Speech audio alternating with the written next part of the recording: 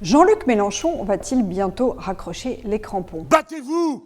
Ne vous laissez pas faire! Ça fait des mois que le leader charismatique de la France insoumise dit et répète sur tous les tons qu'il a envie d'être remplacé, qu'il n'est pas candidat permanent à l'élection présidentielle et qu'il n'entend pas concourir une 4e fois à la course à l'Élysée en 2027, dans 4 ans. Au soir du premier tour de la présidentielle, au mois d'avril dernier, il avait déjà donné l'impression de passer un peu le relais en demandant à ses amis de faire à l'avenir mieux que lui. Alors, faut-il le croire ou Méluche tente-t-il de diviser ses troupes pour mieux régner? Ces derniers jours, il a carrément désigné son successeur en la personne du député LFI de la Somme, François Ruffin, jugeant qu'il est prêt pour se présenter à la mère de toutes les batailles électorales. La relation entre ces deux hommes pourtant a longtemps été assez compliquée. François Ruffin, c'est un peu le vilain petit canard de la France insoumise. Mélenchon l'a écarté de la direction de LFI pour la confier à plusieurs de ses fidèles parce qu'il se méfiait de son cadet de 47 ans. En 2020, quand François Ruffin avait déclaré qu'il envisageait de se présenter un jour à l'Élysée avec cette phrase « Si jamais c'est moi qui dois ramasser le drapeau, j'irai le ramasser », Mélenchon avait aussitôt riposté « Merci, mais le drapeau est fermement tenu ». Le député LFI de la Somme, pour sa part, est souvent très critique sur la stratégie politique de LFI qui a, selon lui, délaissé les combats sociaux traditionnels de la gauche pour se concentrer à l'excès sur les nouveaux combats sociétaux comme le féminisme. Ruffin,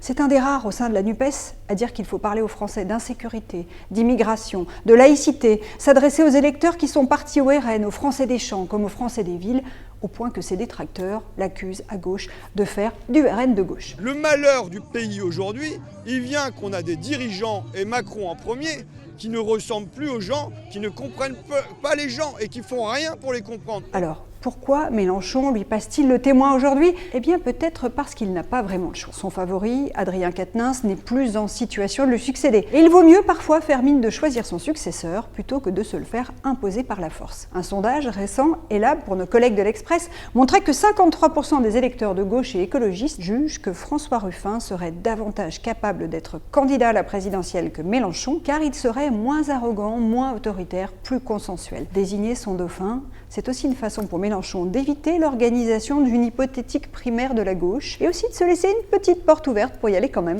au cas où François Ruffin renoncerait finalement à se présenter.